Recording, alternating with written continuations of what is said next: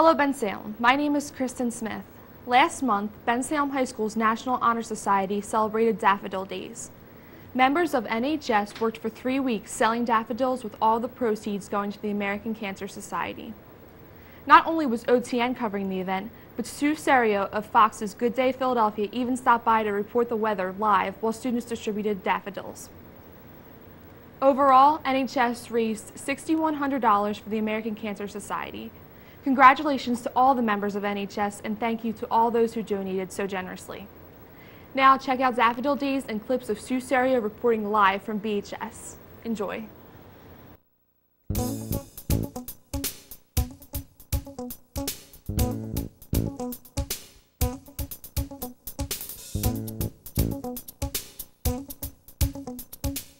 Daffodil Day. That's what it is here at Bensalem High School. So our intrepid members of the National Honor Society are here setting up. They even made a cool sign. Chris, get the sign. So it's great to be here at Bensalem High School this morning. We're going to have a lot of fun. Bensalem High School's National Honor Society Daffodil Day 2005 was a huge success. Students raised over $6,000 for the American Cancer Society in just 3 weeks.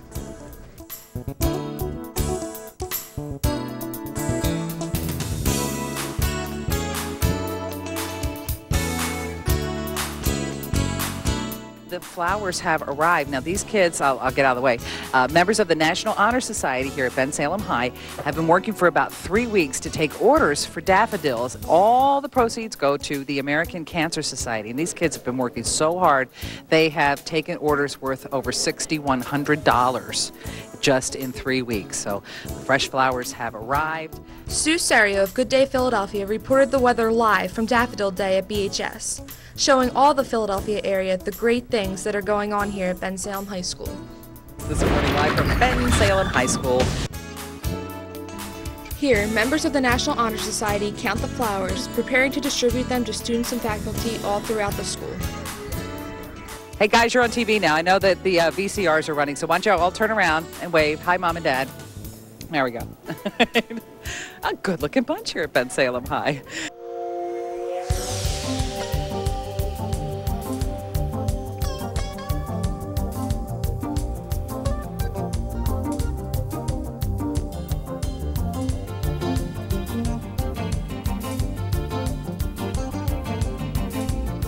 Daffodil Days, sponsored by the American Cancer Society Pennsylvania Division. This is the 32nd year of Daffodil Days, and the proceeds benefit cancer research, education, advocacy, and patient service programs. It is Colorectal Cancer Month, and the big push, of course, is to get screened for colorectal cancer, because the awareness has to get out that it's preventable cancer. So this is why the kids are working so hard, and they're doing a fantastic job.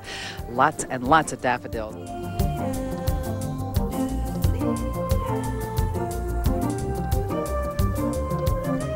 We are taking a look at all the activity now of Daffodil Days, all to benefit the American Cancer Society, and the effort has been going on for about 14 years here at Bensalem High School, and each year the kids of the Honor Society managed to raise more money than they did the year before.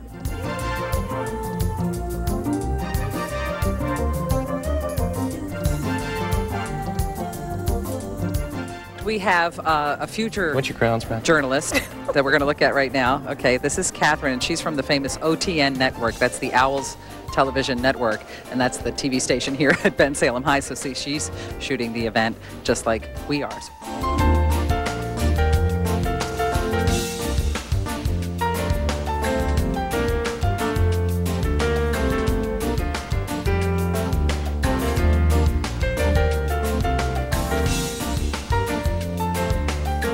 You can see the scale of this drawing of Ray Charles in charcoal by Huma Akhtar, and she's with me right now. What year are you in? Sophomore. And what's your ambition? I want to grow up and be a fashion designer. Oh my gosh. How long did it take you to do that picture of Ray Charles? Like 3 to 4 days. That's all? Yeah. Okay, this is talent. Kindred Spirit with George Mallet. Thank you very much. Congratulations. Wow, very impressive here at Bensalem High School. Okay, so Chelsea, what's the connection between Boyd's Bears and the Cancer Society? The American Cancer Society will give us these bears. We raise all this money, and they can sell the bears with the daffodils or bunches and pots. Oh, that's great. And then they'll all deliver them to all their customers. So you guys are the driving force behind this effort. And in case you missed it earlier, in 3 weeks you raised more than $6,100. Right. Yikes, that is great. And that's even more than they did last year, Dorothy. So take a look at the fine students. Let's look at them one more time. Say hi. Mom and Dad are very proud. All right, there we go. Sue Serio even showed off our blue-gray t-shirt, which features artwork done by BHS students. Spirit Week t-shirt here. Okay. Spirit Week. There's Ooh, it is blue-gray. cute. All right. And then a lot of the art students, they have a big art competition there for Blue-Gray Day, which is Friday. Blast from the That's a Past great is their school theme year. this year. Yeah, really. A lot of talented kids, a lot of hardworking kids. So lots to be proud of, the folks here at Ben Salem High School. Mock trial team did very well in their competition against Holy Ghost Prep at the courthouse in Doylestown. The marching band had a competition amongst high school bands in the Bahamas, and they won the highest possible rating that they could get. Thank you. That's our little Daffodil Day bear from Boyd's Bear this morning. So we'll be spending the rest of the morning here and lots more to tell you about what's going on at Ben Salem High School. It's a busy place to at Ben Salem High School. And there's our National Honor Society moderator, Mrs. Devlin, there working. What they're doing is now getting ready to deliver their daffodils. They've already distributed the ones they sold here at school to the school district office. So they are working hard today, Dorothy. Thanks to everybody here for a great time at Ben Salem High School. The Daffodil Day effort has been phenomenal, and these are the powers behind it, and of course all the other great things going on at Ben Salem High School.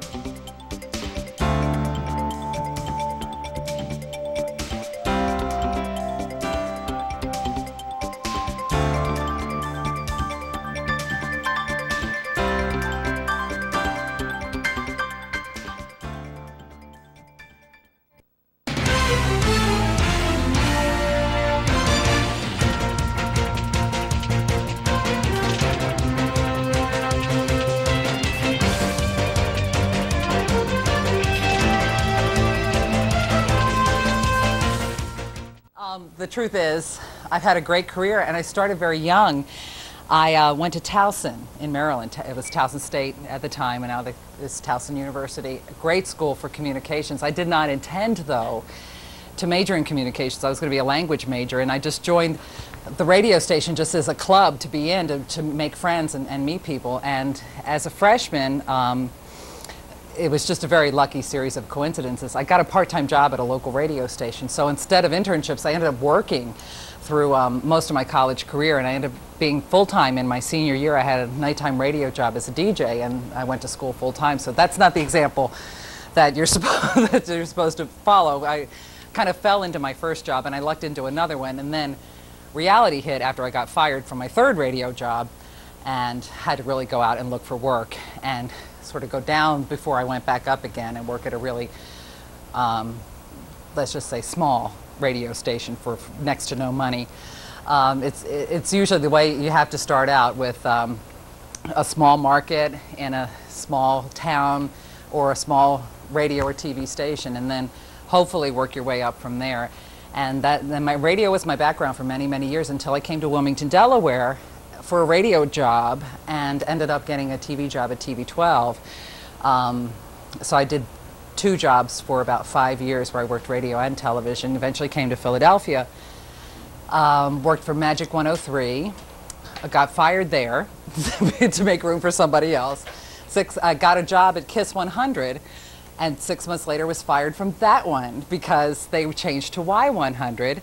And just last week, or I guess it was week before last, all those people at Y100 had the same experience when Y100 changed format, and everybody who worked there pretty much was out of a job. So I said, okay, now what do I do? Well, maybe I should just pursue this TV thing and see if I've got a shot. Spent 3 years doing a morning show in Buffalo, New York. Ended up moving for that job. I had been able to stay pretty close to home throughout most of my career, but this was a great opportunity to start a morning show where they had none, and we were #1 in a year in Buffalo, so that was pretty exciting. And then had a baby and had an opportunity to come back closer to home. I grew up in Baltimore, so my family's not that far away. And my husband's in the business as well, so he got the opportunity at Fox. And then about 6 months later, the weather opening came about at Good Day Philadelphia, and that was December of '97. And I've been on Good Day Philadelphia ever since, and that's the longest job I've ever had, because my previous record was 4 years at one job before that, and I considered 4 years a long time. So it's not what you call, you know, a job you get and then you retire from that same job. Never happens. It's pretty unstable, pretty insecure, but I still love it. It's been 27 years. I'm really old, and I still love it. I like this job because it truly is something different every day, but I've worked to make it that way. I mean, it's a weather job, but I wanted to make sure that it was more than that, because I knew I had more to offer the television station and the audience than that. So we decided to do what we did today and go out, bring the weather on the road. And we do a weather remote almost every day in the community, because our station is all local all morning. We don't go to the Today Show or Good Morning America like the other stations in town do. So we wanted to take advantage of that and show people what's going on in the area, in their home area. So it's something different almost every day. When you went into the TV field, did you have to audition? I did. How did you get? My first TV job, yeah, it was, well, first of all, it was PBS, so they couldn't be too picky because they didn't pay anything. So I really didn't think I was going to get it, and that might have been the secret to why I got it, because I was so relaxed that I said, oh, what the heck, and it was all ad lib. When you do weather, you never read off teleprompter. So I was used to that from radio, just talking extemporaneously. So I just said, yeah, well, this is a high, whatever that means. You know, I really didn't know anything about meteorology then. I did it sort of backwards. I ended up studying meteorology after I got the weather job. Oh, really? But again, you know, it was PBS, so it was a great training ground for me. It was sort of the equivalent to moving to a small market, because it was in Wilmington, you know, and they only had limited facility. But it was a great learning experience. It really was. Because you were saying how you had to like ad lib a lot. Do you ever like not know what to say and like? Oh yeah, yeah. The key to that, I guess, is just laughing your way out of it if you can, if it's appropriate to do so. And I think the audience appreciates just knowing that you're human and that you can make mistakes too. And as long as that's not the majority of what you do, you're probably all right. Yeah. Yeah, but it's fun. It is fun. I just wanted to know what a typical day is like for you when you have to go to work. Is it really hectic? Yes, actually it is, and it's funny because I get asked the question almost every day of my life, what time do you wake up in the morning? Because it's a morning show, and that's one thing you got to know about a career like this, is there's almost no job that's 9 to 5 in broadcasting. So my alarm rings at 1:45. I drink coffee before I do anything else. I'm usually pulling out of my driveway around 3, get into the television station by 3:30. Actually, lately I've been shooting for getting there by 3, because we just changed our start time. We used to start at 5:30, now we start at 5 o'clock. So since I work for Fox and we're not abundant with personnel, I also have to produce my own weather segments. So I have to go in, make the maps, get the forecast together, get everything set, and then allow time to get to my location.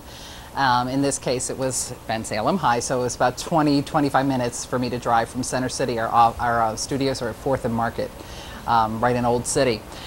And then when I'm finished the show, which is 4 hours every 9, we start at 4:59, we do weather at 5:09, 5:19, 5:29, on and on, 24 times throughout the show, plus extra stuff like we were doing today, you know, talking about the location and all the great things that are going on here. Then back to the office, and thank you, I got a reprieve from going right back, thanks to you guys. Then you have to deal with planning future shows. Again, since I go on remote every day, that's a lot more work involved than just showing up, which would be enough in itself, but it really makes it a lot more interesting, I think, and does a lot for the show.